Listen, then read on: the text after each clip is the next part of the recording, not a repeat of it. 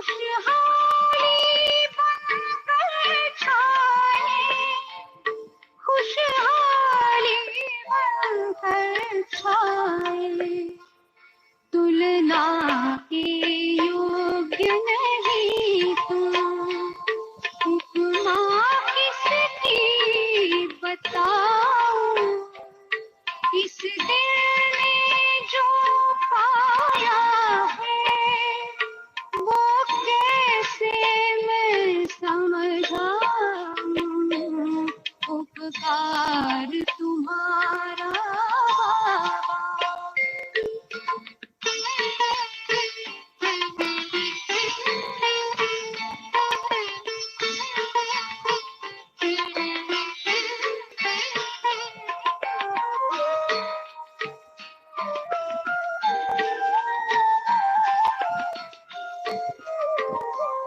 दुर्गम जीवन के रास्ते पग पग पर कांटे चुभते,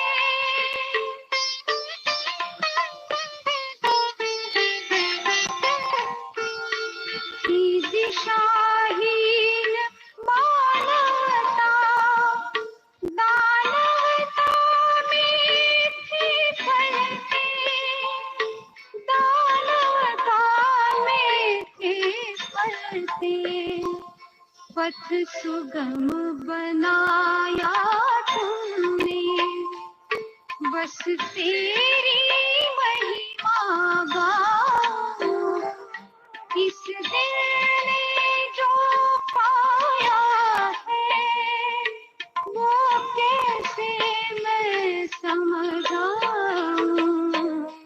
उपकार तुम्हारा बाबा।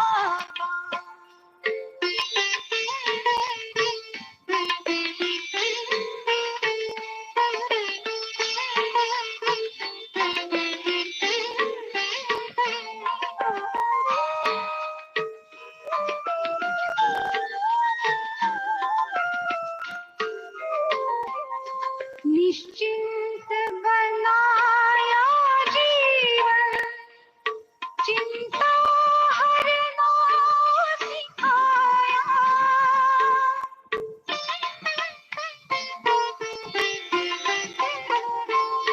हर मन की पीड़ा पीना तुमने हमको सिखाया, तुमने हमको सिखाया, तुमसे हर गुण को लेकर सबको मैं गुणी बनाऊं, इस दिल ने जो पाया है वो कैसे मैं समझाऊं, उपकार तुम्हारा बाबा।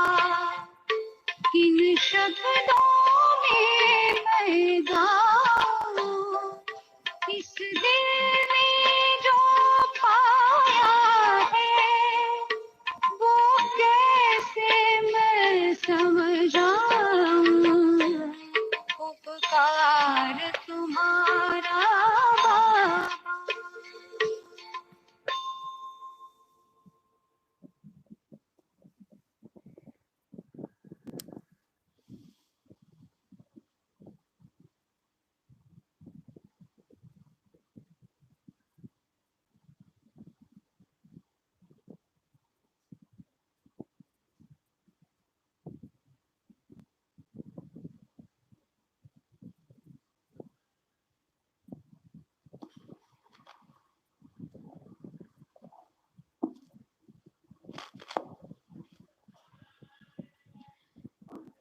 ओम शांति।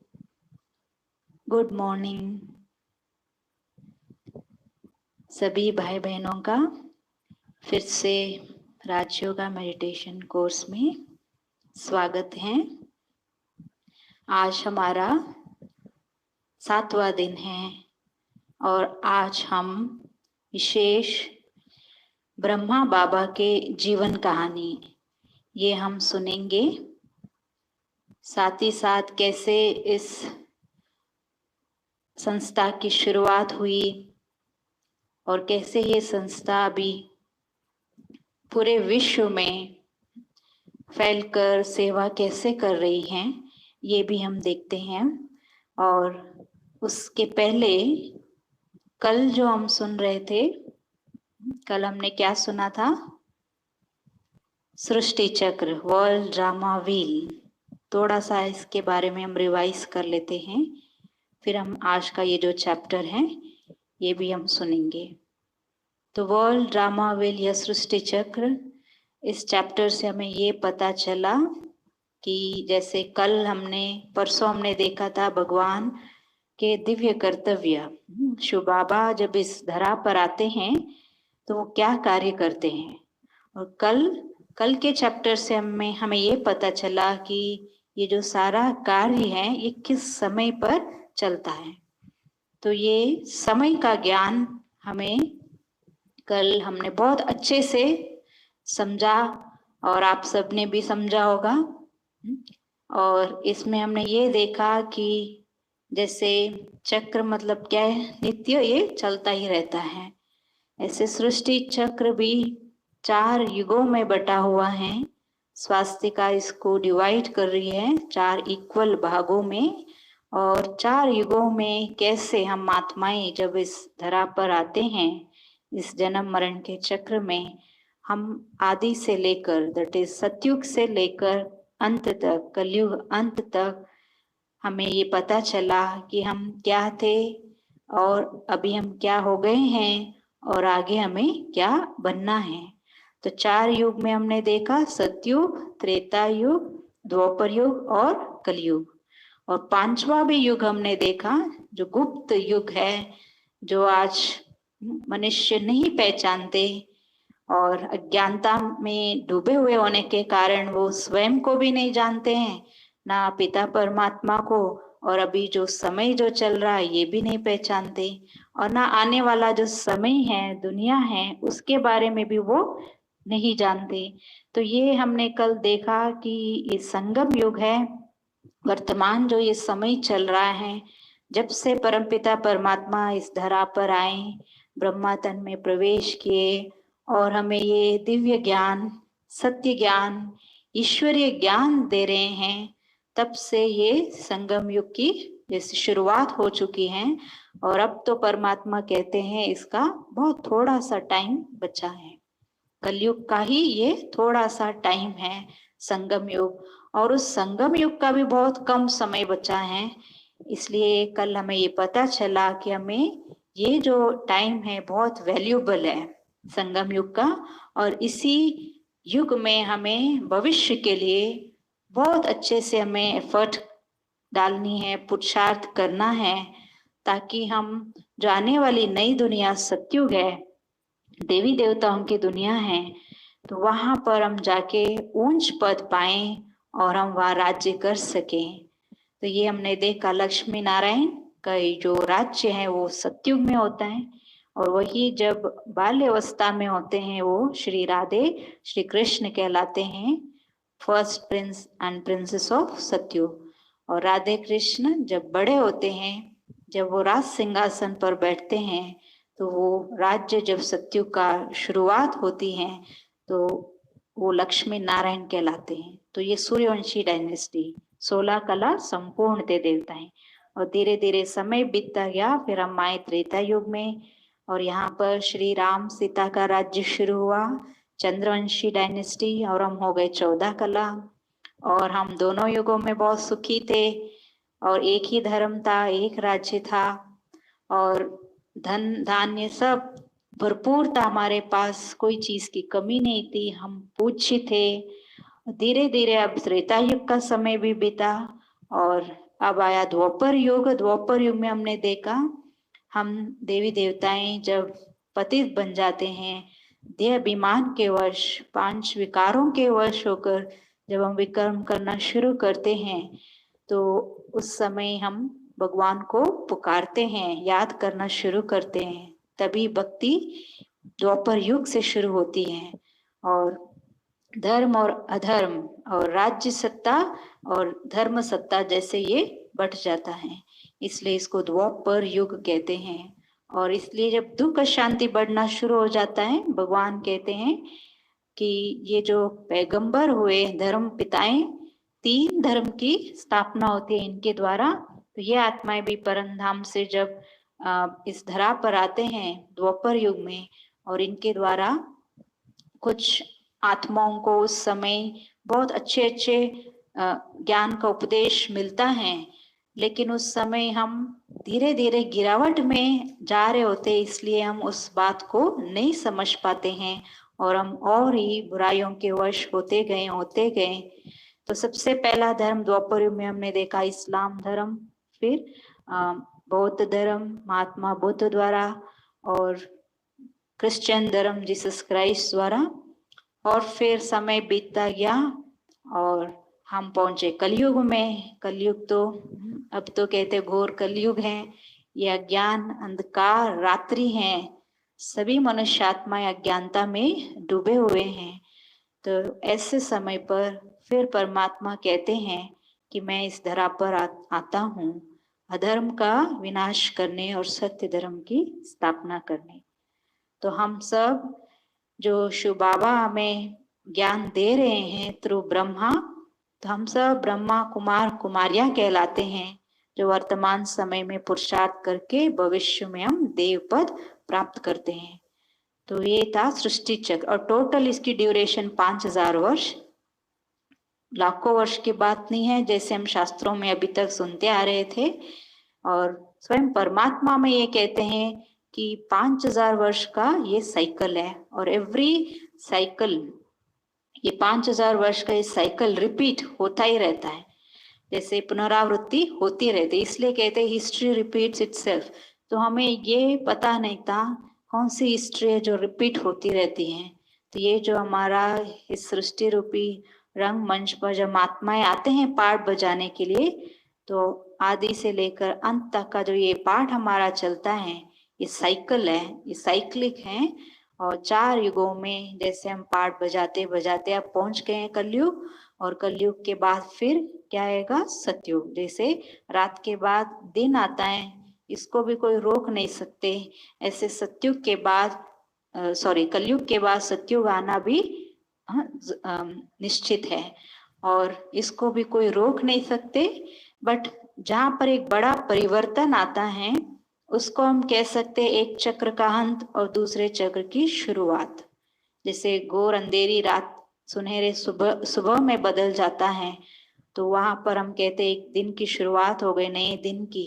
ऐसे कलयुगी ये घोर अंधकार रात्रि, इसका विनाश होने वाला है, और सतयुग सुनहरा सुबह गोल्डन एज जिसको कहते हैं, वो उसकी स्थापना अभी हो रही है, सतयुग आने वाला है और उसकी तैयारी हमें करनी है। तो ये हमने कल देखा था सृष्टि चक्र। तो समय का ज्ञान परमात्मा आकर अपना जो कार्य है स्थापना का, ये कब करते हैं ये हमने कल सुना। और आज हम देखते हैं लाइफ हिस्ट्री ऑफ ब्रह्मा बाबा। किसी के भी जीवन कहानी सुनने का लक्ष्य यही रहता है, जैसे आप सबने भी लौकिक में बहुत ऐसे विशेष महात्माओं का या ऐसे कोई विशेष आत्माओं का अपने जीवन कहानी सुनी होगी, पढ़ी होगी, और लक्ष्य यही रहता है पढ़ते समय या सुनते समय कि हमें इनके जैसा जो भी इनके अंदर योग्यताएं थी, गुण विशेषताएं थी, वो सीखने के भाव से, या हम भी उन गुणों को या विशेषताओं को योग्यताओं को अपने अंदर लाने के कारण से हम, जैसे पहले भी आप सबने पढ़ा होगा किसी ना किसी की जीवन कहानी, पर आज हम ऐसे महान व्यक्ति को हो, महान पुरुष को हो जो स्वयं भगवान के रथ बने, तो आज हम उनकी जीवन कहानी सुनते हैं और उससे भी हम सीख लेंगे, प्रेरणा लेंगे कि आगे जो ये हमारा पुरुषार्थी लाइफ है, ये जो ब्राह्मण जीवन है हमारा, इसमें हम कैसे आगे बढ़े। तो भगवान को ये तन प्रजापिता ब्रह्मा या दादा लेखराज, इनको भगवान ने अपना रथ क्यों चुना? तो भगवान ने भी, शिव बाबा ने भी इनके अंदर बहुत सारी ऐसे योग्यताएं, विशेष संस्कार, अच्छे गुण या इन जो जिज्ञासा थी इनके अंदर भगवान को जानने के लिए, तो ये सब देखकर ही भगवान ने इनको अपना रथ बनाया। इसलिए आज हम देखते हैं कि क्या ऐसी विशेष गुण थे इनके अंदर, योग्यताएं थी, संस्कार थे, जो हमें भी अपने जीवन में धारण करना है और इससे हम इससे इस लाइफ में भी, इस ब्राह्मण लाइफ में भी बहुत आगे बढ़ सकते हैं। तो लाइफ हिस्ट्री ऑफ ब्रह्मा बाबा।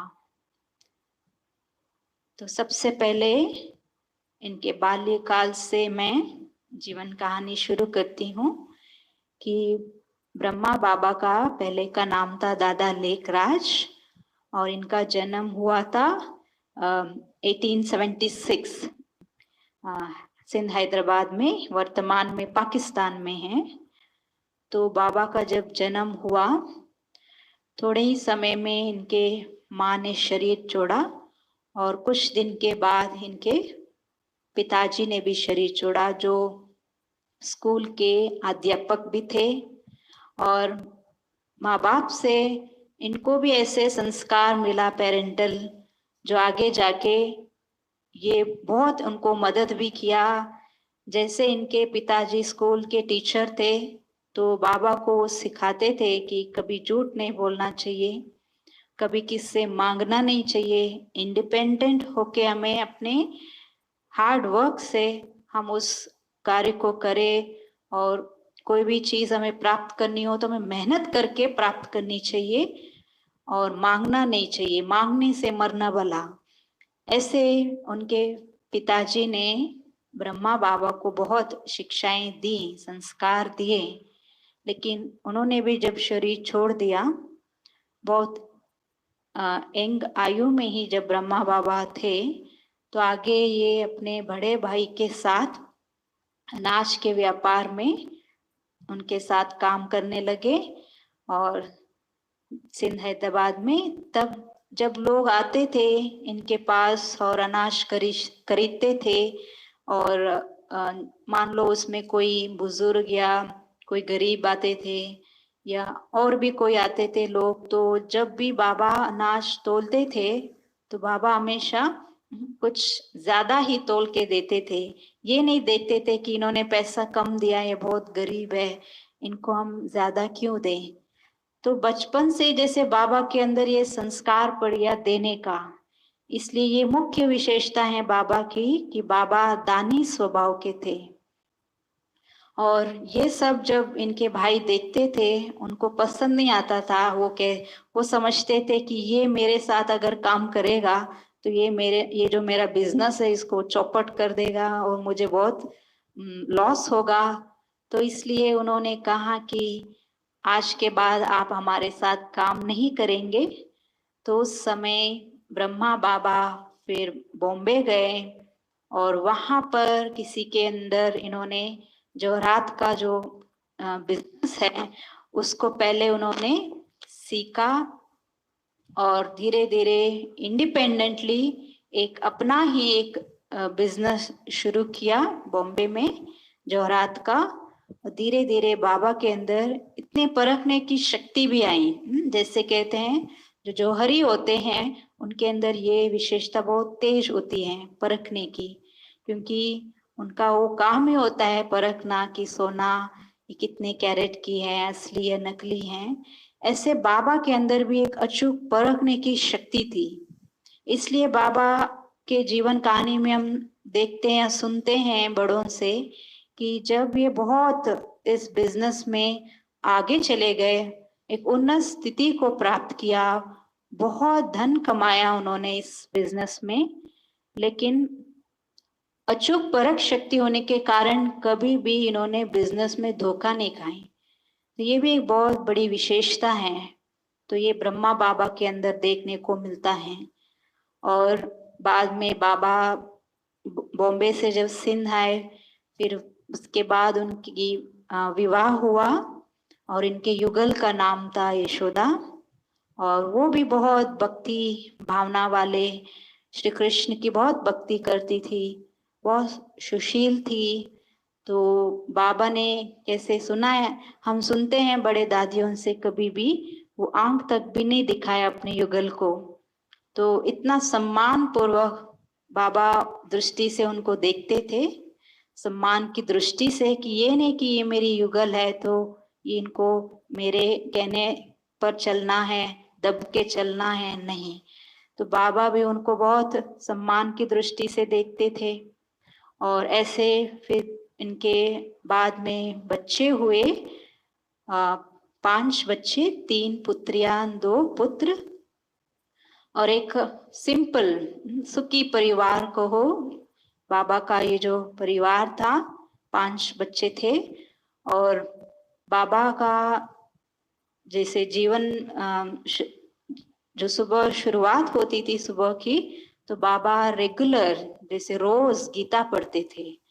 और रोज गीता पढ़ते थे तो बाबा के मन में बहुत प्रश्न उठता था कि जीवन का लक्ष्य क्या है, क्या जन्म लेना, बड़े होना, धन कमाना, शादी करना, बच्चे पैदा करना, क्या यही जीवन है?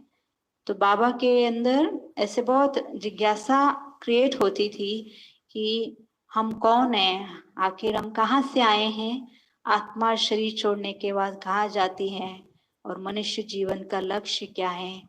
ऐसे बहुत प्रश्न उठते थे जब ये रोज गीता पढ़ते थे।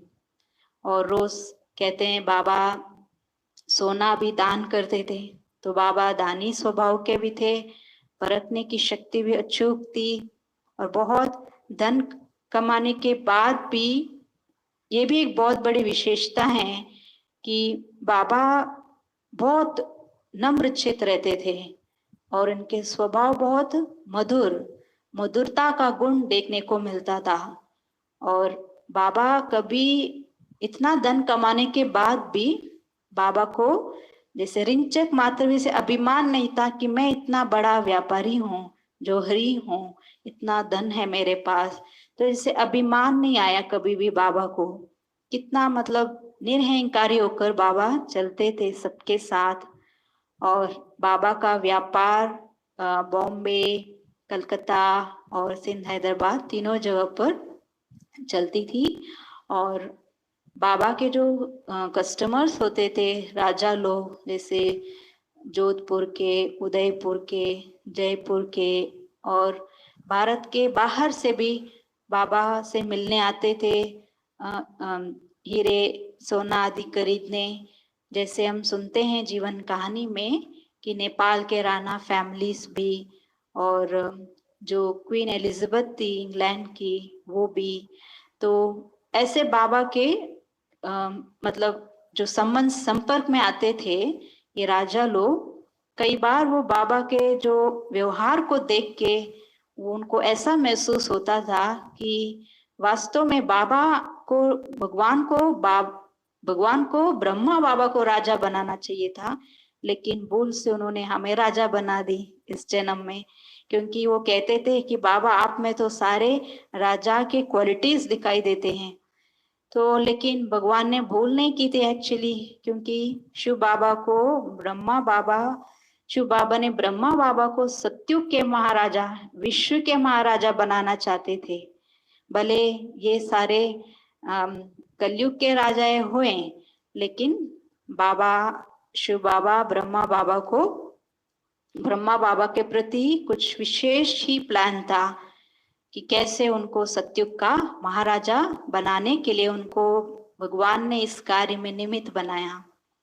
और आगे भी हम सुनते हैं कि जब बाबा अपना कार्य व्यवहार करते थे, कोई भी उनके संबंध संपर्क में आते थे, सब संतुष्ट होके जाते थे, कोई कंप्लेंट्स नहीं होता था। और जो भी उनसे मिलते थे उनको ऐसा फील होता था कि ये अपने हैं, बाबा हमारे हैं, कि ये नहीं लगता था ये इतना बड़ा बिजनेसमैन है और हम कहाँ, चाहे छोटे थे, बड़े थे या बुजुर्ग थे, या उनके जो भी कस्टमर्स थे, उनको लगता था कि ये बहुत एक अपनापन, ये हमारे हैं।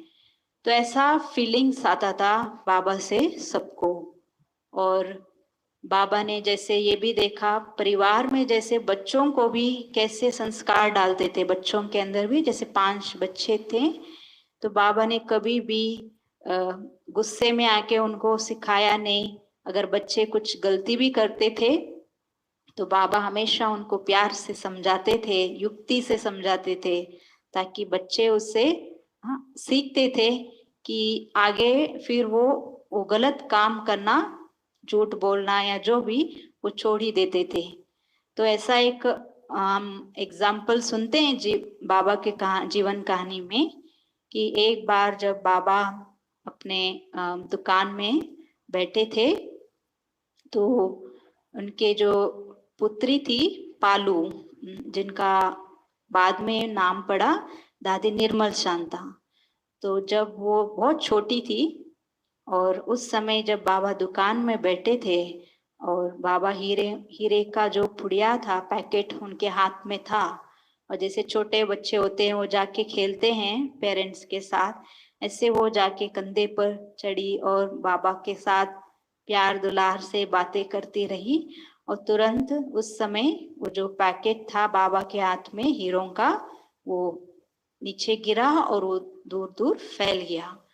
और बच्चे जो होते हैं वो बहुत चंचल भी होते हैं, और उस समय उनके मन में ये आया कि ये मैं मतलब अपने साथ रखूं, ये बहुत हीरे बहुत अच्छे लग रहे, चमक रहे हैं। लेकिन फिर बाबा ने उनको उस समय उनका जो बेटा था निर्मल शांता दादी और नारायण, जिनका नारायण दादा करके भी जाने जाते हैं, तो वो दोनों को जब बाबा शाम का टाइम था तो दोनों को वॉकिंग करने, तब बाबा उनको बगीचे में ले गए। और उस समय दोनों बच्चों ने ऐसे प्लान बनाया कि जो हीरे फैले हुए हैं उसको हम कैसे ले अपने पास रखें। और उन्होंने बाबा को कहा कि उनकी जो छोटी बेटी थी कि मुझे घर जाना है, पेट दर्द हो रहा है, तो उसने बहाना बनाया और फिर दोनों बच्चे वापस आए, बाबा ने उनको भेज दिया वापस। और जब वो दुकान में आए और वहां पर उन्होंने सारे हीरे जो फैले हुए थे उसको इकट्ठा करके वो घर चले गए। और शाम को जैसे बाबा आए और बाबा को पता था कि बच्चों ने लिया है, और रात को भी जब भोजन पर बैठे तब भी बाबा ने पूछा नहीं कि हीरे कहाँ हैं। और अगले दिन जब सुबह हुआ, जब नाश्ते पर बैठे, तो बाबा ने बच्चों से युक्ति ये प्रश्न पूछा कि बच्चे आप ताजी रोटी खाना पसंद करोगी या बासी। तो जो उनकी बेटी थी उसने बोला ताजी, क्योंकि ताजा खाने से हम स्वस्थ रहेंगे, ताजी पसंद है मुझे। फिर बाबा ने बोला कि ये जो हीरा है इसमें आपको मैं कुछ डिजाइन जो आपको कुछ बनाना चाहता हूँ, बट मेरे पास जो हीरे वो कम पड़ रहे हैं।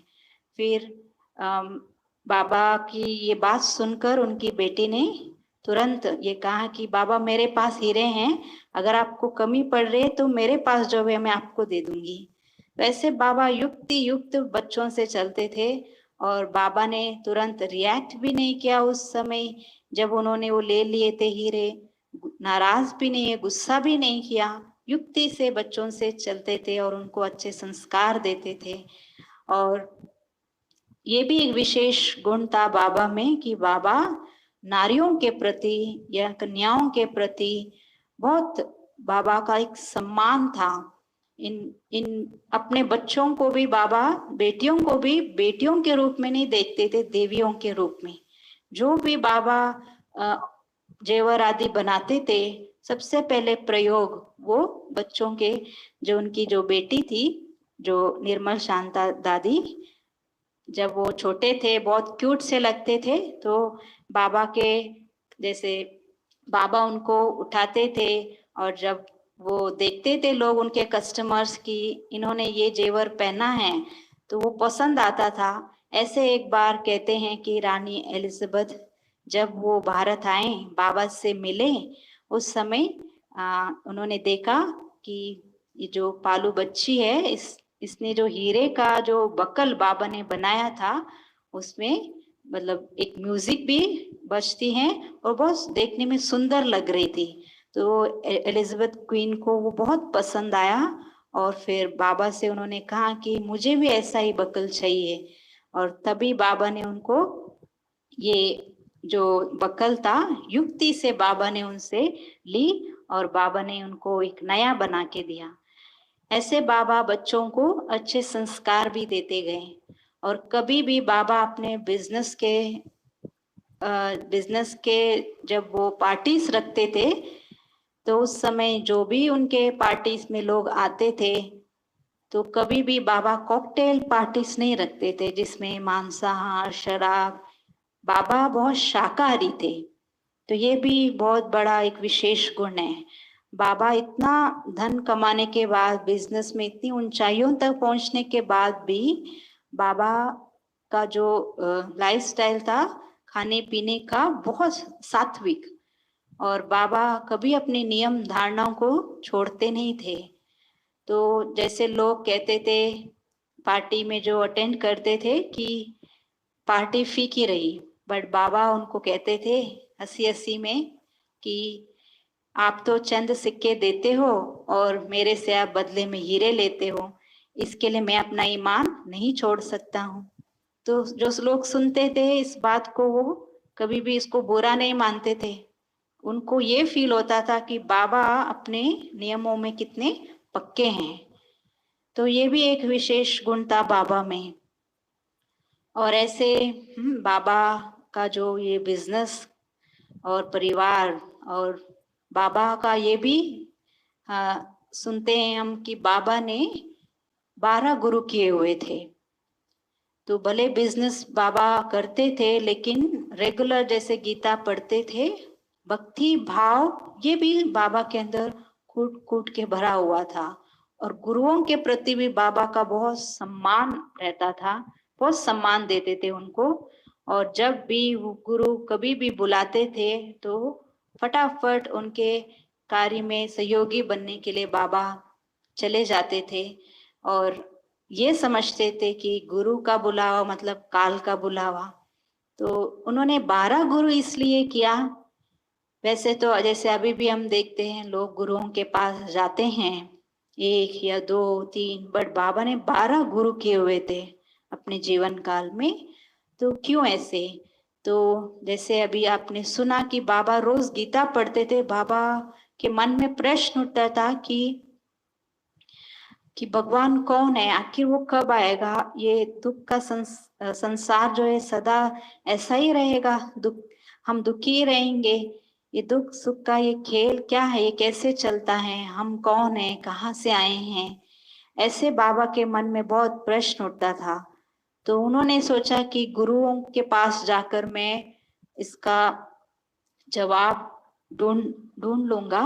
बट बाबा को किसी भी गुरु के जो भी उत्तर मिलता था, उनसे बाबा संतुष्ट नहीं होते थे। एक संतोषजनक उत्तर नहीं मिलता था बाबा को, जैसे उनके मन में वो प्रश्न रह गया। तो ऐसे बाबा एक बार जब बॉम्बे में थे, वहां पर भी उनका दुकान था, बिजनेस चलता था, घर था। और जब वो अपने गुरु को बुलाया हुआ था, सत्संग चल रहा था घर में, और अचानक ही बाबा को एक दिव्य साक्षात्कार होने लगे। तो वो सब शिव बाबा ही करा रहे थे, बट बाबा को ये महसूस नहीं हुआ। जब गुरु प्रवचन कर रहे थे उस समय और बॉम्बे में, तो बाबा सुनते समय ही जैसे ऐसे लगा कि वो जैसे है ही नहीं, वहां पर गुम हो गए, ऐसे महसूस किया। और उस समय सबसे पहले शिव बाबा ने ये दिव्य साक्षात्कार कराया विष्णु चतुर्भुज के, क्योंकि भक्ति काल में बाबा विष्णु के तो परम भक्त थे। बाबा चित्र विष्णु का अपने शयन कक्ष में, अपने दुकान में भी रखते थे और बहुत भक्ति करते थे विष्णु के। और जब उनको ये साक्षात्कार हुआ, उससे उनको ये आवाज आया उस साक्षात्कार में कि ये कहते हुए भगवान का ये जो वर्ड्स है उनको ये सुनाई दिया कि अहम चतुर्भुज विष्णु तत्वम, मतलब मैं विष्णु चतुर्भुज हूँ, आप भी हो, आपको ऐसे बनना है। लेकिन जब ये आवाज बाबा ने सुनी और उस अवस्था से जब वो नॉर्मल स्थिति में आए, तब बाबा के मन में फिर प्रश्न उठा कि ये जो साक्षात्कार हुआ विष्णु चतुर्भुज का, और इसमें जो ये मैंने आवाज सुनी कि मैं चतुर्भुज विष्णु और मुझे ऐसे बनना है, ये कैसे हो सकता है? मैं तो व्यापारी हूँ, मैं तो जौहरी हूँ। तो बाबा के मन में ये प्रश्न उठा। और फिर बाबा गुरु से भी पूछते थे कि क्या आप ये साक्षात्कार करा रहे हैं? तो पहले के गुरु बहुत सच्चे होने के कारण वो साफ मना करते थे कि नहीं, ये हमारा मतलब हमारा कार्य नहीं है, हम तो नहीं करा सकते साक्षात्कार, ये आपके ऊपर कोई एक उस भगवान जो बड़ी शक्ति है, जो परमात्मा की ही कृपा होगी आपके ऊपर, जो आपको ऐसे साक्षात्कार हुआ होगा। तो ऐसे पहले के गुरु लोग सच्चे होने के कारण वो एक्सेप्ट करते थे कि ये हम नहीं करा रहे हैं साक्षात्कार। तो ऐसे सबसे पहला साक्षात्कार बॉम्बे में ब्रह्मा बाबा को विष्णु चतुर्भुज का साक्षात्कार हुआ और उससे ये आवाज उन्होंने सुनी। और उसके बाद बाबा जब बनारस गए बिजनेस के सिलसिले में, और वहां पर जब उनके मित्र वहां रहते थे बनारस में, तो जब उनको पता चला कि बाबा बनारस आ रहे हैं, तो उन्होंने अपने घर में ही बाबा को इनवाइट किया कि आप यहीं पर रुकेंगे, यहीं पर अपना जो भी कार्य है वो करेंगे। तो बाबा ने अपने मित्र का ये निमंत्रण स्वीकार किया। और जब बनारस में अपने मित्र के यहाँ शाम का वक्त था, बगीचे में जब बाबा बैठे थे चबूतरे के पास, तो बाबा को सेकंड साक्षात्कार, दूसरा साक्षात्कार हुआ। तो ये भी शिव बाबा ही करा रहे थे। और उस साक्षात्कार में बाबा ने ये महसूस किया कि कैसे ये जो पुरानी कलयुगी दुनिया, इसका महाविनाश हो रहा है। जैसे पीछे चैप्टर्स में भी हमने सुना 3 तरीके से कि सिविल वॉर्स भी हो रही है, आपस में बहुत एक दूसरों का खून कर रहे हैं, मार रहे हैं, कोई डर के मारे कोई इधर भाग रहे, कोई इधर भाग रहे, कोई चिल्ला रहे हैं। और दूसरा बाबा ने देखा नेचुरल कैलामिटीज कि उस साक्षात्कार में जैसे इस पुरानी कलयुगी दुनिया का महाविनाश, ये जो प्राकृतिक आपदाएं हैं इससे भी बहुत हो रही है। कई बाढ़ आ रही है, भूकंप हो रहा है, सुनामी जैसे लहरें आ रही हैं और वो शहर को जैसे हब करती जा रही हैं, और कई सूखा पड़ रहा है। ऐसे बाबा ने नेचुरल कैलामिटीज का वो भी उसमें देखा साक्षात्कार में। और दूसरा बाबा ने देखा कि हाइड्रोजन एटॉमिक बॉम्ब्स द्वारा, जैसे ये बॉम्ब्स की जैसे बरसात हो रही है ऊपर से, और वो जब जमीन पर टच होते इतना मतलब वो विस्फोट हो रहा है, इससे शहर के शहर, देश के देश जो है वो खत्म होता जा रहा है। ऐसे 3 तरीके का जब बाबा ने उस दृश्य में देखा साक्षात्कार में, कैसे इस कलयुगी दुनिया का विनाश हो रहा है, तो बाबा के आंखों में जैसे आंसू बहने लगे। और तुरंत उस समय बाबा ने भगवान को याद करते हुए कहा कि बस करो प्रभु, मैं ये दृश्य नहीं देख सकता हूँ। और वो दृश्य पूरा हुआ। और फिर बाबा के मन में फिर प्रश्न उठा कि मेरे साथ ऐसे क्यों हो रहा है? पहले तो विष्णु चतुर्भुज का साक्षात्कार हुआ और अब जो है कलयुगी दुनिया का महाविनाश का साक्षात्कार।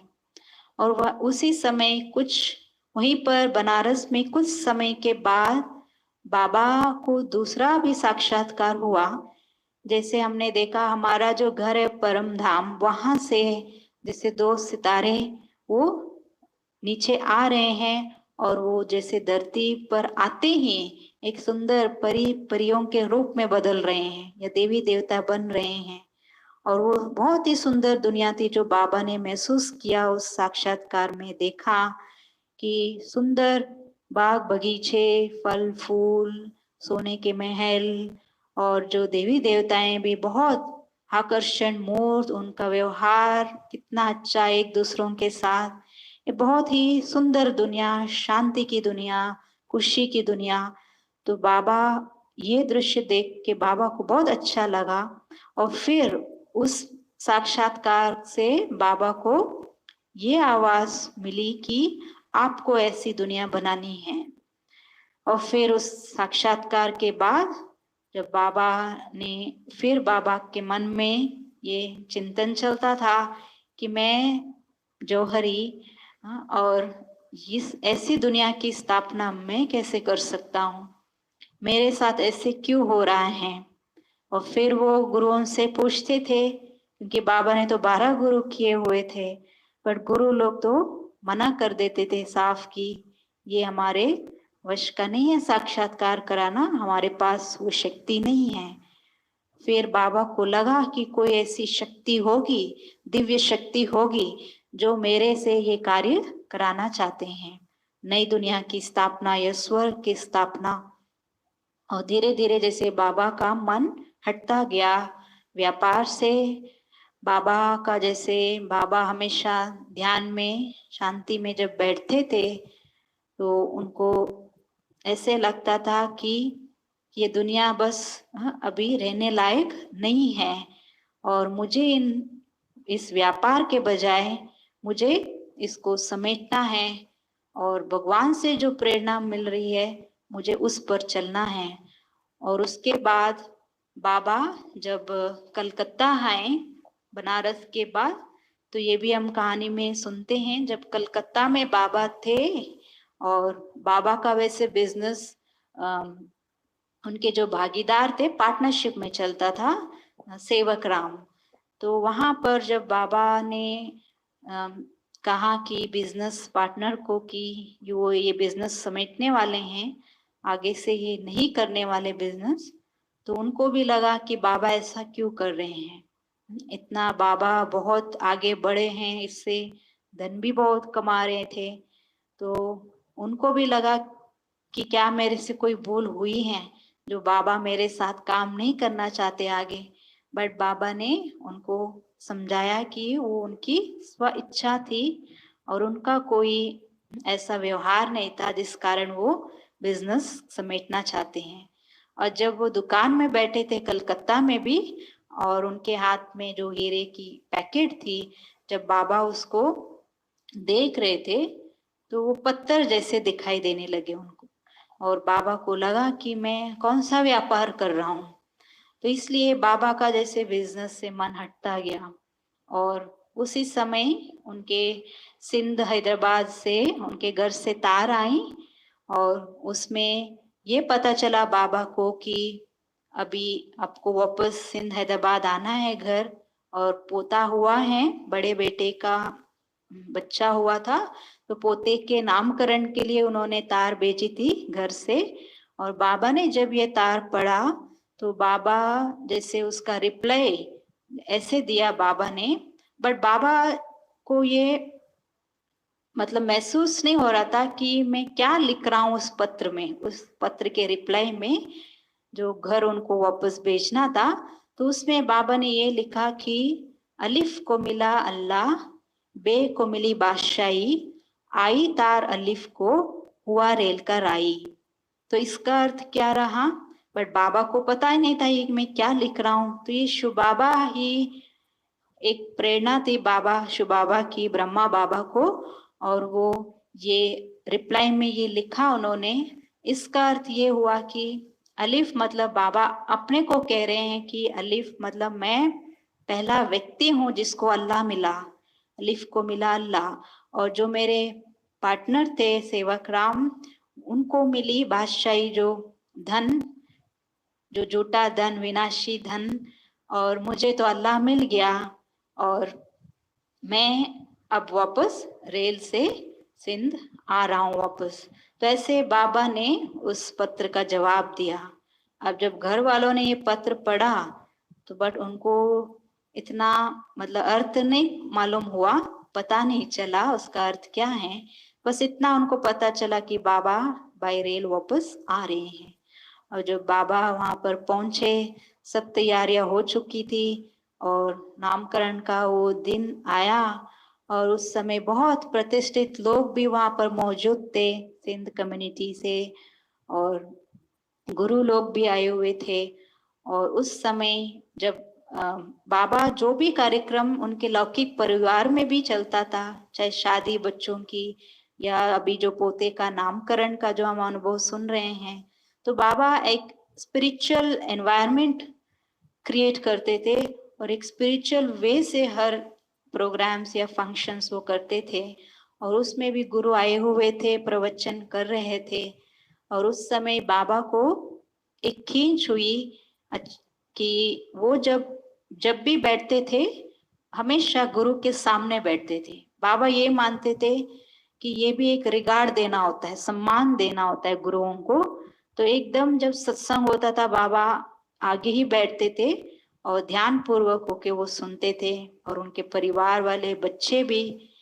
तो ऐसे समय पर बाबा उस समय जब बैठे थे, बाबा को ऐसे लगा कि मुझे यहाँ से उठ के जाना है कमरे की ओर, और बाबा उठ के चले गए। और ये पहली बार ही था जब बाबा अचानक ही ऐसे उठ के गए हैं किसी सत्संग, मतलब जब गुरु का प्रवचन हो रहा हो। कभी भी पहले बाबा ऐसे नहीं उठ के जाते थे। तो जब बाबा उठ के गए और बाबा जब कमरे में आलती पालती लगा के जब बैठे थे और एकदम बाबा ध्यान में चले गए, बहुत अपने एक डीप साइलेंस स्टेज में, जैसे भी वो भगवान को याद करते हैं उस शांत स्थिति में जब वो बैठे थे, तो ये वो दृश्य था विश्व इतिहास में कि स्वयं परमपिता परमात्मा निराकार ज्योति बिंदु स्वरूप अपना घर परम धाम छोड़कर वो जब इस धरा पर आए। और वो ये समय था जब ब्रह्मा तन में वो शिव बाबा ने, ज्योति बिंदु ने प्रवेश किया। और जब वो इनके मस्तक के बीच विराजमान हुए भ्रुकुटी के मध्य, और बाबा शिव बाबा ने सबसे पहले इनके मुख से अपना परिचय दिया। और ये जब बाबा उठ के गए अपने कमरे में, इनके युगल यशोदा माँ ये ऑब्जर्व कर रहे थे, देख रहे थे कि बाबा को क्या हुआ अचानक, ऐसे तो कभी नहीं जाते थे बीच में उठ के।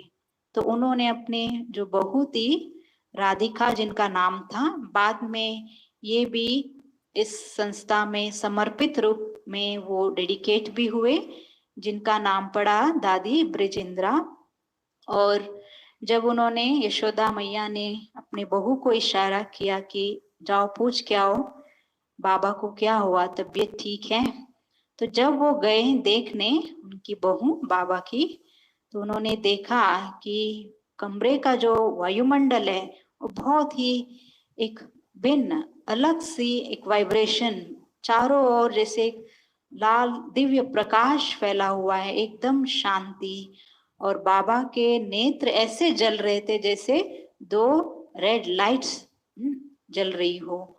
तो उस समय शिव बाबा की प्रवेशता हुई थी और उनके मुख से ये जो बोल निकले, तो शिव बाबा ने अपना परिचय कैसे दिया।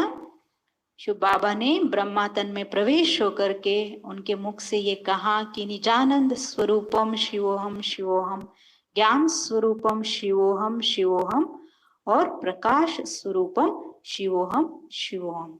अर्थात इससे बाबा ने अपना परिचय दिया कि मैं कौन हूँ जो आपके इस तन में आया हूँ।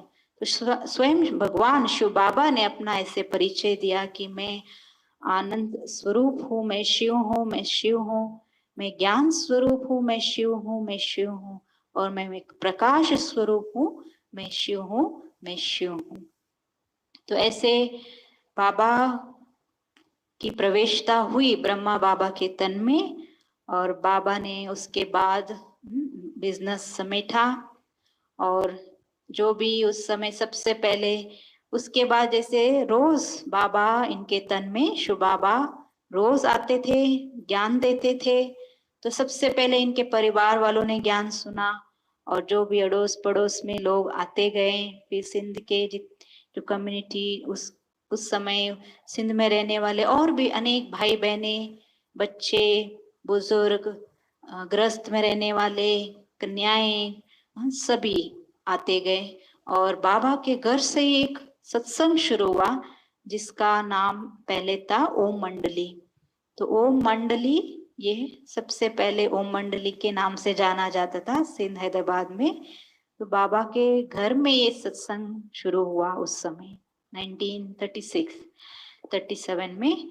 और जब लोग आने लगे, ज्ञान सुनने लगे, तो इस पवित्र दिव्य ज्ञान से, शिव बाबा के सत्य ज्ञान से, जैसे कहते ईश्वर सत्य है, सत्य ही शिव है, तो शिव ही सुंदर है, तो स्वयं उस सत्य पिता परमात्मा का ये ज्ञान सुनकर जैसे लोगों में बहुत परिवर्तन आता गया, उनका जैसे लाइफस्टाइल चेंज होता गया। कहाँ पहले वो मांसाहार, शराब या जो भी उनका जो जीवन था पहले का, वो पहले जैसे नहीं रहा। अभी उनका जैसे बहुत संस्कारों में परिवर्तन आता गया। तो बाबा ने भी अपने को ऐसे लाइफस्टाइल में डाला, अपने को भी परिवर्तन किया, और जो भी आते थे सत्संग में उनके जीवन में बहुत परिवर्तन आया। और जो हम दादियों के रूप में आज भी हम टीवी में देखते हैं, तो ये सब दादियाँ उस समय बहुत छोटे छोटे थे, यंग एज के थे, कोई 8 साल, कोई 9, कोई 11, कोई 15, कोई 16, ऐसे छोटे छोटे बच्चे, ये दादियाँ सब उस समय बाबा के इस सत्संग में भी आते थे। और फिर आगे बाबा, शिव बाबा से ब्रह्मा बाबा को ये प्रेरणा मिली कि अभी आपको कराची जाना है और वहाँ आपको बोर्डिंग स्कूल खोलना है। और ये जो बच्चे आ रहे हैं सत्संग में और भी भाई बहने, इनकी पालना फिर बाबा कराची में जाके शिव बाबा ने उनको प्रेरणा दी पालना वहां से करने की। और हैदराबाद सिंध से फिर वहां गए, कराची में बाबा ने बोर्डिंग स्कूल खोला और करीब 450 के बच्चे वहां पर, जिसमें माताएं, भाई, बुजुर्ग भी थे, बच्चे भी थे। तो ये सब उस कराची में बाबा के पालना के अंडर ये सब पल रहे थे। और उस समय जो छोटे छोटे बच्चे थे उनको बाबा लौकिक पढ़ाई के साथ साथ ये ज्ञान योग की शिक्षाएं भी देते थे। और ऐसे बाबा ने उनकी पालना दी कि बच्चों में जैसे कल भी हमने सुना, एक चरित्र निर्माण का कार्य ये विश्वविद्यालय कर रही हैं। और ब्रह्मा बाबा ने भी की, शिव बाबा ने कराया और ब्रह्मा बाबा ने भी की उस समय। तो ऐसे दादियों के अंदर भी एक संस्कारों का दिव्यीकरण हो रहा था उस समय। इस ईश्वरीय ज्ञान और योग से भी उनके संस्कारों में बहुत बदलाव आया।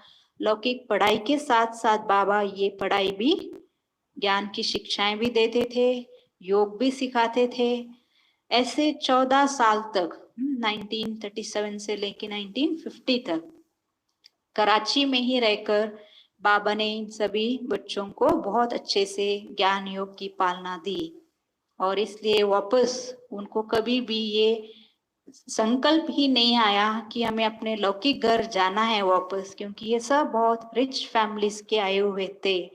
और कभी भी उनमें एक संकल्प भी नहीं आया और उन्होंने अपने जीवन को इस ईश्वरीय सेवा में समर्पित करने का निर्णय लिया, इवन दादियों ने भी। और उस समय जैसे 1947 में जब हम सुनते हैं इंडिया और पाकिस्तान का जैसे पार्टीशन हुआ, उस समय भी ये सब जब कराची में थे, इनको कुछ पता ही नहीं चला कि बाहर दुनिया में क्या हो रही है। ऐसे बाबा ने गुप्त उनको कराची में उस बोर्डिंग स्कूल में गुप्त रीति से उन बच्चों की पालना दी, ज्ञान योग से उनको बहुत समर्थ बनाया, शक्तिशाली बनाया। और 47 के बाद जब शिव बाबा से ब्रह्मा बाबा को फिर से ये प्रेरणा मिली कि अब आपको भारत जाना है और ये मुस्लिम कंट्री है, अब यही नहीं रहना, आपको भारत जाके और फिर भारत से फिर पूरे विश्व में आपको ये ज्ञान फैलाना है। तो फिर बाबा से यही प्रेरणा मिली कि अरावली पर्वत पर आपको जाना है। तो 1950s में ब्रह्मा बाबा उन 350 बच्चों को लेकर जब वापस इंडिया आए तो अरावली पहाड़ जो अभी हम देखते हैं माउंट आबू राजस्थान में, जो वर्तमान हमारा जो ये माउंट आबू राजस्थान है, ये हमारा वर्ल्ड वाइड हेडक्वार्टर है। तो यहाँ पर पहले एक स्थान था ब्रज कोटी, तो वहाँ पर सबसे पहले बाबा आए और फिर धीरे धीरे हमारा वहाँ पर एक कैंपस है पांडव भवन, और वहाँ पर जगह ली गई और वहाँ इन सभी बच्चों की और ज्ञान योग में बाबा ने बहुत पालना दी उनको और उनको ऐसे सशक्त बनाया। बट जैसे कहते हैं शिव बाबा को सतगुरु हैं, उन्होंने बच्चों को अपना तो बनाया, जैसे हम भी अभी बाबा के बने हैं और बाबा का हमें परिचय मिला है, तो हम भी बाबा के बने, बाबा ने हमें अपना बनाया है। तो ऐसे उस समय भी कहते हैं सदगुरु अपना भी बनाता है और बच्चों की परीक्षा भी लेता है। तो उस समय जब कराची बहुत गर्म, मतलब गर्म मौसम था वहाँ पर, और जब वो 50s में जब माउंट आबू आए वहाँ मौसम बहुत ठंडा था, तो किसी किसी की जैसे तबीयत बिगड़ने लगी और कईयों के मन में संशय आया कि इसी जगह पर हम रहेंगे तो हम कैसे रहेंगे, क्योंकि बाबा ने जो बिजनेस समेट कर जो एक ट्रस्ट बनाया था और उसमें अपना सारा धन जो उन्होंने समर्पित किया था इन बच्चों की पालना के लिए, जब कराची में ही थे, और वो धन जब माउंट आबू आए वहां तक फिर वो पूरा हो गया, खत्म हो गया और एक बेगरी पार्ट का समय चला। तो उस समय धन की बहुत कमी हुई। जब सारे बच्चे बाबा इनको लेकर आए माउंट आबू, तो धन की कमी जब हुई, कोई कोई सोचने लगे कि हम बॉम्बे जाएंगे, धन कमाएंगे और बाबा को बेचेंगे पैसा धन, जिससे और बच्चों की भी पालना होती जाए। लेकिन ये एक्चुअली उनका एक संशय कहो भगवान के प्रति, सदगुरु के प्रति, ये एक्चुअली बाबा परीक्षा ले रहे थे, ये देखने की इनको मेरे ऊपर कितना निश्चय है। और ब्रह्मा बाबा भले बेगरी पाड़ता इतने निश्चिंत रहते थे, उनके मन में भी कभी ये ख्याल नहीं आया कि बच्चों की आगे पालना कैसे होगी। अगर भगवान का ये कार्य है और भगवान ने अपना बनाया है तो वो उसका कार्य है, वो जाने, मुझे तो सिर्फ निमित्त बनना है और बाबा निश्चिंत रहें। और इसलिए देखिए आगे भी कभी भी बाबा ने उनको भूखा नहीं रखा, भले धन की कमी हुई, बट कैसे हम देखते अनाज या सब्जियां, बाबा किसी ना किसी को बुद्धि को टच कराते थे, वो सामान आ जाता था, खाना बन जाता था और सब बच्चों को वो मिल जाता था भोजन, कोई भूखे नहीं रहे। तो कई बार जब बच्चे ये सोचने लगे थे पहले कि अगर हम इस सर्दी के मौसम में, बाबा उस समय उनको छाछ और बाजरे की रोटी खिलाते थे, डोडा या छाछ कहते हैं, और बाजरे की रोटी। तो किसी किसी के मन में ये संकल्प आया कि हम ये खाएंगे तो हम और ही बीमार ना पड़ जाएं।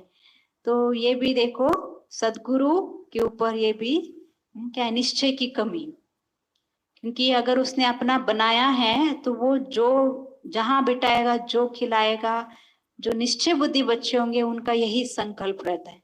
और जो ये दादियां थे इनको भी पूरा निश्चय था और उन्होंने कभी ये संकल्प नहीं लाया कि धन की कमी आई है तो हम आगे क्या खाएंगे, कैसे रहेंगे। तो कुछ लोग जो बॉम्बे चले गए, हम सुनते हैं बड़ी दादियों से कि वो अभी बहुत रियलाइज करते हैं, वो कभी वापस आए ही नहीं उसके बाद, जो चले गए थे और जो रह गए थे। और आज हम देखते हैं वो इतना इस इंस्टीट्यूशन को एक आगे बढ़ा रहे हैं पिलर्स बन के। तो बाबा ने बच्चों की जैसे एक निश्चय की परीक्षा भी ली। ऐसे 50s के बाद जैसे ये इनके जो दादियों के रिश्तेदार थे, इनको जब ये मालूम पड़ने लगा कि हमारी जो बच्चियां हैं बाबा के पास ज्ञान सुन रहे हैं, योग सीख रहे हैं, तो ये जो प्राप्तियां कर रहे हैं, भगवान का ज्ञान सुन रहे हैं, हमें भी मिलनी चाहिए।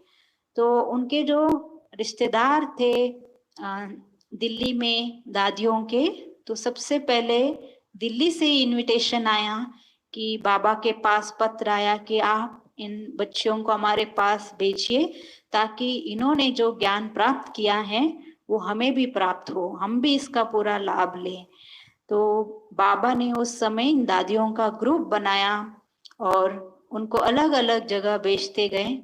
और जब बाबा का ये निर्णय बाबा ने लिया तो बच्चों को वो समझाते थे, क्योंकि दादियाँ कभी उन्होंने ये नहीं ट्रेन नहीं देखी थी, टिकट कैसे लेना ये भी नहीं पता था।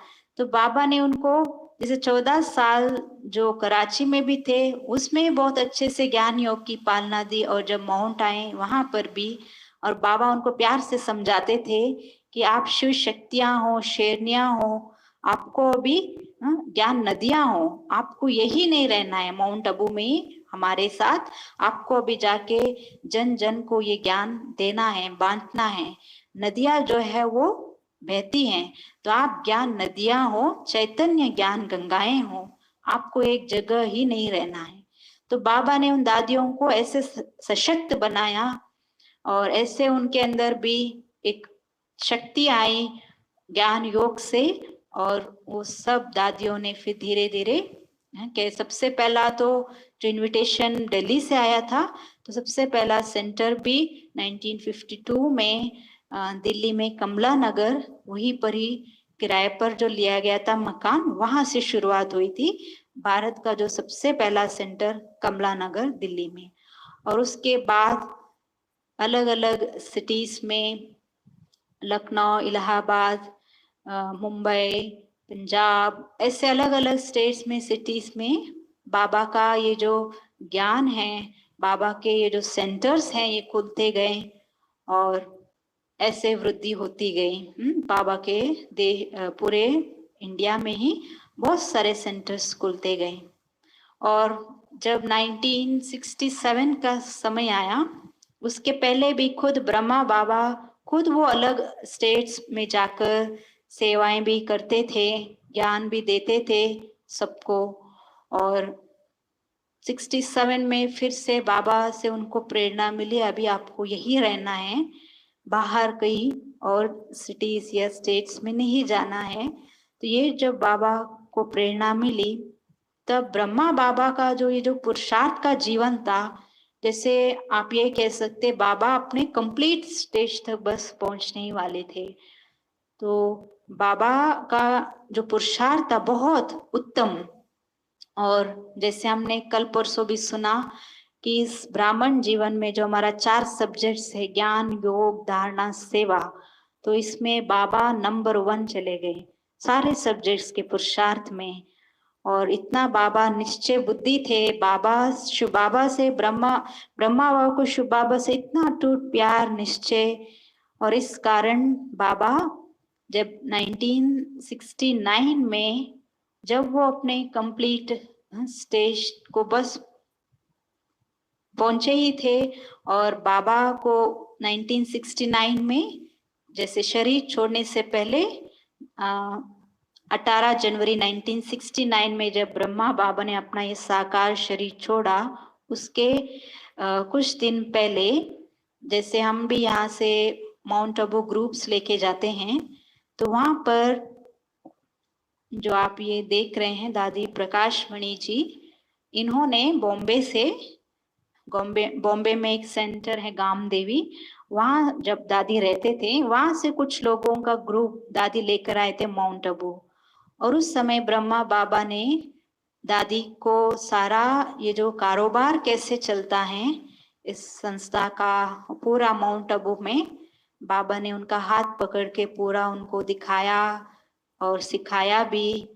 और 1969 18 जनवरी रात को बाबा को, जैसे बाबा रोज रात को रात्रि क्लास कराते थे, वहां पर एक हिस्ट्री हॉल करके जगह है माउंट आबू, पांडव भवन जिसका नाम है, और वहां पर जब बाबा रात्रि क्लास कर रहे थे, वैसे रोज करते थे, पर उस दिन बाबा के जो मुख्य शिक्षाएं थी बच्चों के प्रति, कि बच्चे सदा निराकारी, निर्विकारी और निरहंकारी, ये शब्द बोले बाबा ने कि हमें सदा निराकारी मतलब आत्मिक स्वरूप में रहना है, निर्विकारी बनना मतलब 5 विकारों को छोड़ना है और निरअहंकारी रहना है।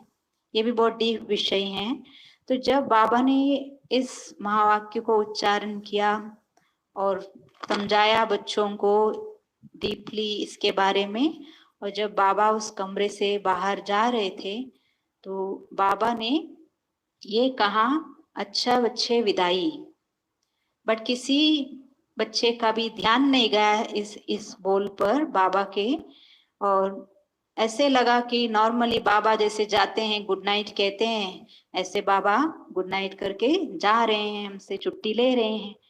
बट बाबा जब अच्छा बच्चे विदाई कहा, और जब वो वहां पर बाबा का कमरा भी है, अभी भी हम देखते हैं माउंट आबू में जहाँ बाबा बैठ के तपस्या करते थे, रेस्ट करते थे, तो उस बाबा के कमरे में जब ब्रह्मा बाबा गए और बाबा का जैसे चेस्ट पेन हो रहा था, और उस समय कुछ दादियां और उसमें से प्रकाश मणि दादी भी उनके पास गए गुड नाइट करने। रात को जैसे दादियां जाते थे गुड नाइट करने बाबा को, और जब दादी प्रकाश मणि जी जब उनके सामने थे तो बाबा को पता था कि ये जो बच्ची हैं ये मेरी योग्य बच्ची हैं जो आगे इस संस्था को एक जिम्मेवारी लेकर इस संस्था को आगे बढ़ा सकती हैं।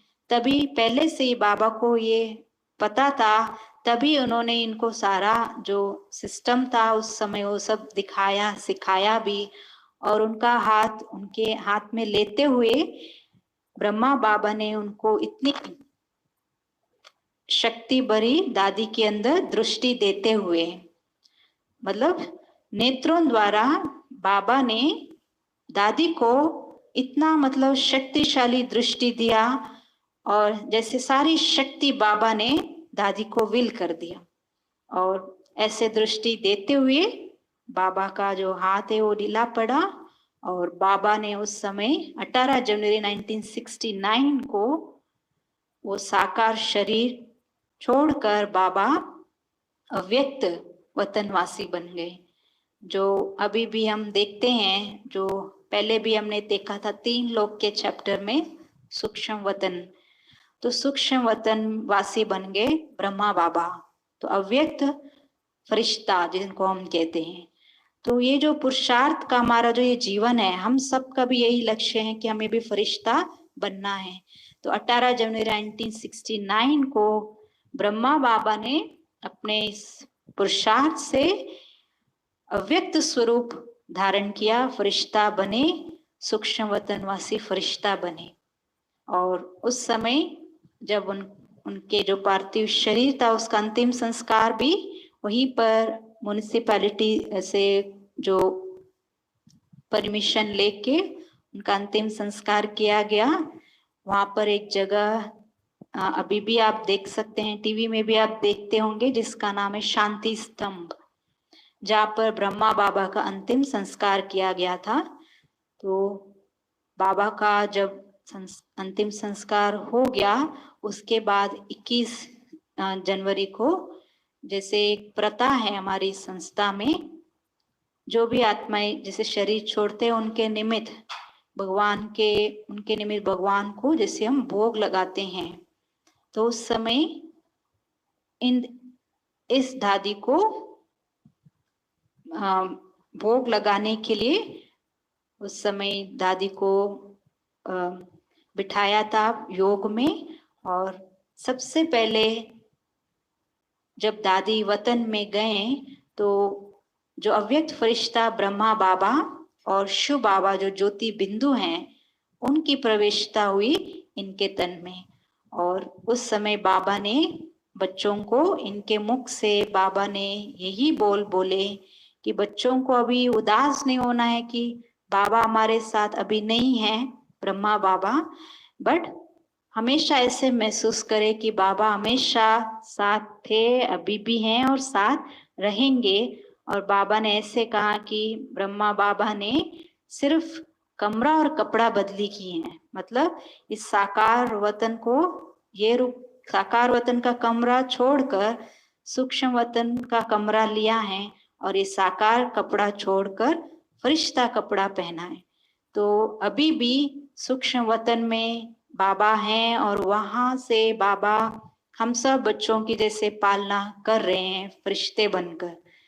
तो ऐसे मतलब बाबा जब 1969 में शरीर छोड़ा और प्रकाश मणि दादी फिर 1969 से इस संस्था की चीफ थे, 1969 से 2007 तक। और उसके पहले जो फर्स्ट एडमिनिस्ट्रेटिव हेड थे वो थे जगदम्बा सरस्वती। ये भी एक बहुत ही एक महान कन्या थी, कुमारी थी। जब सिंध हैदराबाद में बाबा के पास आए और ये जब आए थे सिर्फ ये 16 इयर्स के थे और बाबा के इस ज्ञान को इन्होंने अपने अंदर ऐसे समाया और इतने यंग एज में ही उनके अंदर बहुत परिवर्तन आया संस्कारों में। जैसे माँ जैसे पालना देने का संस्कार इनके अंदर आया इस दिव्य ज्ञान से। तभी बाबा ने जब बोर्डिंग स्कूल खोला था कराची में भी, मम्मा और भी जो बड़े दादियां थे उनको निमित्त बनाया बच्चों को पढ़ाने लिखाने के लिए।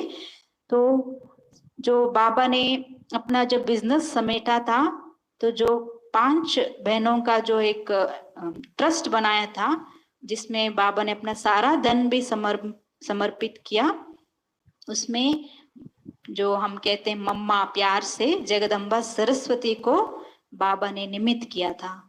तो देखा जाए मम्मा जिनको आज भी हम सरस्वती के रूप में याद करते हैं, सद्बुद्धि मांगते हैं, विद्या की देवी कहते हैं, गॉडेस ऑफ नॉलेज सरस्वती। तो ये कौन थी जगदम्बा सरस्वती? तो ये मम्मा जिनको हम प्यार से कहते हैं, ये 16 साल की कुमारी थी जब ये बाबा के पास आए थे उस समय सिंध में। और इन्होंने भी अपने पुरुषार्थ के लाइफ में बाबा के इस ज्ञान को, ज्ञान योग धारणा सेवा चारों सब्जेक्ट्स, इसमें भी ये बहुत आगे चले गए सब कुमारियों में। और इसलिए इनको आज भी लोग पूछते हैं भक्ति में सरस्वती, माँ सरस्वती के रूप में। तो जैसे वीणा दिखाते उनके हाथ में, तो कौन सी वीणा बजाती थी माँ सरस्वती? मतलब जन जन को मम्मा ने ये दिव्य ज्ञान दिया और अनेक लोगों का कल्याण किया। तभी मम्मा को ये टाइटल मिला शिव बाबा से, Jagdamba Saraswati, goddess of knowledge. तो ये वीणा जो है सिर्फ एक म्यूजिकल इंस्ट्रूमेंट नहीं है, ये एक्चुअली ज्ञान का प्रतीक है। शिव बाबा के ज्ञान को मम्मा ने अपने अंदर ऐसे समाया जो विद्या देवी कहलाई। इसलिए आज भी इनकी पूजा विद्या बुद्धि के लिए, सद्बुद्धि के लिए हम सरस्वती की पूजा करते हैं। तो हमें भी बुद्धिवान बनना है, समझदार बनना है, तो बाबा के इस ज्ञान को हमें भी मम्मा के समान अपने अंदर उसको समाना है, धारण करना है। तो जगदम्बा सरस्वती है जिसको मम्मा कहते, ये फर्स्ट एडमिनिस्ट्रेटिव हेड रहे। और मम्मा ने भी 1965 में जब शरीर छोड़ा 24 जून, और उसके बाद ब्रह्मा बाबा ने शरीर छोड़ा था 1969 18 जनवरी। और 1969 से 2007 तक प्रकाश मणि दादी जब इस संस्था के चीफ थे, उनके अंडर भी बहुत सारे देश विदेश की, मतलब बहुत सारे सेंटर्स खुले, विदेश की भी सेवाएं शुरू हुई 1974 से। और सबसे पहला सेंटर विदेश में लंदन से शुरुआत हुई और इसलिए लंदन वहाँ का मेन कोऑर्डिनेटिंग ऑफिस वो लंदन में है। और उस इनके अंडर देश विदेश की बहुत सेवाएं हुई, देश विदेश में बहुत सारे सेंटर्स खुले। और उसके बाद जब दादी ने भी 2007 में शरीर छोड़ा, तब से जो हमारे चीफ थे इस इंस्टीट्यूशन के, जानकी दादी, 2007 से 2020 तक। जानकी दादी जी ने भी रिसेंटली ही अभी शरीर छोड़ा है 27 मार्च को 2020, 2 महीने ही हुए। तो आप भी इनके बारे में सुनते होंगे टीवी में कि इनको भी ये टाइटल मिला most stable mind in the world. तो दादी ने बाबा के इस ज्ञान और योग में इतना आगे गए हैं, तो जो टेक्सास में इनके ऊपर जैसे प्रयोग किया गया, EEG निकाला गया और उसमें ये प्रूव किया गया कि हमेशा दादी चाहे वो जागरूक अवस्था में भी रहती हैं, लेकिन हमेशा वो डेल्टा वेव्स ही उनके मस्तिष्क से वो प्रोड्यूस होती हैं। मतलब बहुत स्थिर बुद्धि वाली महिला। ये जो टाइटल दादी को इसलिए मिला है क्योंकि बाबा का ज्ञान और ये जो राजयोग का अभ्यास है, दादी ने इसको ऐसे अभ्यास किया और ज्ञान को इतना अपने अंदर समाया, आत्मा को इतना सशक्त बनाया, और जो भी उनके ऊपर प्रयोग हुआ और उन्होंने ये डिक्लेयर किया कि she is the most stable mind women on the earth. तो दादी से भी हमें बहुत सीखने को मिलता है। तो दादी 2007 से 2020 मार्च अभी तक ये चीफ थे संस्था की, और अभी वर्तमान में दादी हृदय मोहिनी जी ये प्रेजेंट एडमिनिस्ट्रेटिव हेड है, और एडिशनल एडमिनिस्ट्रेटिव हेड दादी रतन मोहिनी जी जो माउंट आबू में रहते हैं, और ईशु दादी जी जो जॉइंट एडमिनिस्ट्रेटिव हेड है, ये भी माउंट आबू में ही रहते हैं। तो ऐसे ये दादियाँ जो हैं ये कौन है? यही तो सच्ची सच्ची ज्ञान गंगाएं हैं, शिव शक्तियां हैं, शेरनियां हैं। क्योंकि पहले कहते थे कि लोग ब्रह्मा कुमारी इस नाम सुनते ही बहुत डरते थे, दूर भागते थे, लोगों के मन में अच्छी भावनाएं नहीं होती थी। लेकिन अभी लोग समझ पा रहे हैं कि इनकी त्याग तपस्या के कारण आज ये संस्था कितनी आगे बढ़ चुकी है। और आज हम देखते हैं 140 देशों में ये संस्था अपना कार्य कर रही हैं, जन जन को शिव बाबा का ये दिव्य ज्ञान दे रही हैं, और सबके जीवन में परिवर्तन लाने की सेवा हम कर रहे हैं। तो ये एक ऐसी संस्था है, गॉडली यूनिवर्सिटी है, और हम अभी बाबा को पहचाना है हमने, और अभी हमें भी इन दादियों के समान पुरुषार्थ करके, और आज तो खास हमने ब्रह्मा बाबा की कुछ विशेषताएं देखी। ये तो आपने शॉर्ट में सुना है आज, लेकिन आप आगे भी जब आएंगे और आगे भी जब आप रोज जो हम यहाँ पर मुरली सुनते हैं भगवान के महावाक्य, उसको जब आप सुनते रहेंगे रोज, तो इन सभी दादियों के बारे में, ब्रह्मा बाबा के बारे में और गहराई से जानने को मिलेगा। तो अभी तो आपने शॉर्ट में सुना कि प्रजापिता ब्रह्मा बाबा ये कैसे ब्रह्मा कुमारी के कॉर्पोरियल फाउंडर, एक साकार माध्यम बने शिव बाबा के इस दिव्य कार्य में, स्थापना के कार्य में। तो ये था लाइफ हिस्ट्री ऑफ ब्रह्मा बाबा। तो मैं आशा करती हूँ आप सबने जो आज सुना इसको आप और अच्छे से समझेंगे, और जो विशेषताएं गुण आपने देखा सुना अभी, तो इनको अपने अंदर धारण करने का लक्ष्य रखेंगे, इनके समान पुरुषार्थ करने का लक्ष्य रखेंगे। जैसे ये सतयुग में जाकर अभी ऊंच पद पाने वाले हैं, ऐसे हमारे लिए यही इंस्पिरेशन है। इंस्पिरेशनल सोर्स को, रोल मॉडल्स को हो, इनसे हमें यही सीखने को मिलता है कि इन बाबा के समान या मम्मा के समान या इन दादियों के समान हमें पुरुषार्थ करके सतयुग में हमें ऊंच पद पाना है। तो ये था ब्रह्मा बाबा की लाइफ हिस्ट्री, और कैसे संस्था की शुरुआत हुई सिंध हैदराबाद से, और कैसे फिर 1950s में हम भारत आए, और अभी भी पूरे विश्व में बाबा का ये संदेश ज्ञान जो है जन जन तक पहुंच रहा है। आप सभी अभी YouTube के द्वारा भी सुन रहे हैं, और आगे भी आप सुनेंगे। और कल जो होगा वो हमारा लास्ट चैप्टर होगा, जिसको मुरली कहते हैं। तो ये हम कल करेंगे। तो और कल हम थोड़ा सा मुरली क्या है, मुरली में क्या क्या होता है, मुरली कैसे सुननी होती है, उसके फायदे क्या हैं, तो ये हम कल सुनेंगे।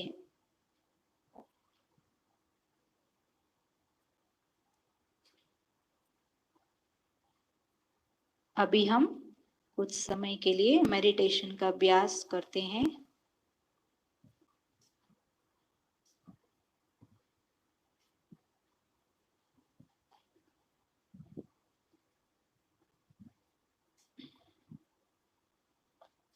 सभी सीधे होके बैठ जाएं।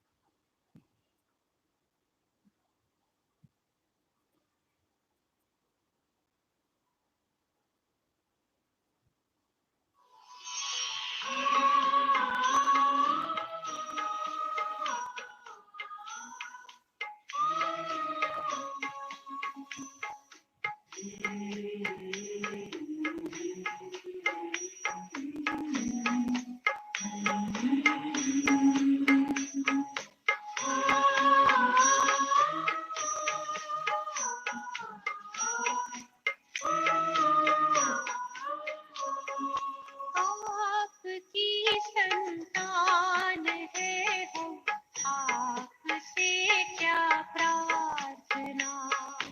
आपकी संतान है हम, आपसे क्या प्रार्थना। मांगे बिना देते हमें तो फिर करे क्यों याचना।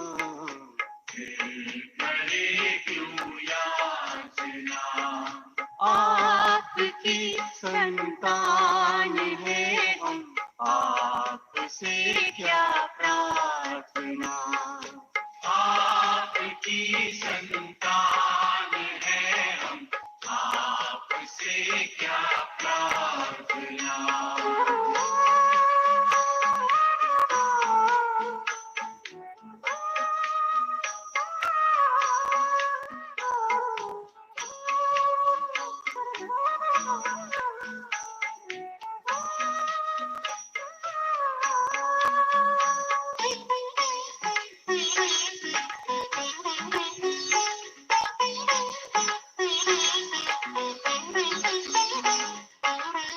दृष्टि नाटक मंच है, हम तो अभिनय कर रहे। हम तो अभिनय कर रहे। ये जगत परिवार अपना प्यार से हम भर रहे। प्यार से हम भर रहे।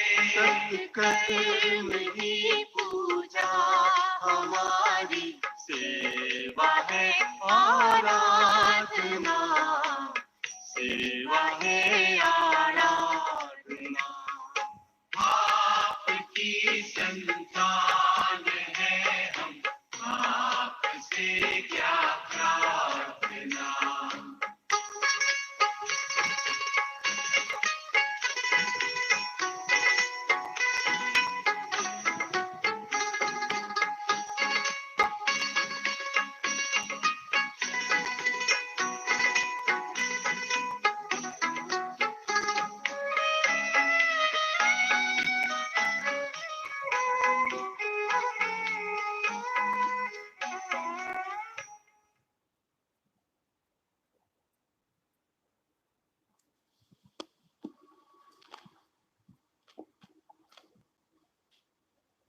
ओम शांति।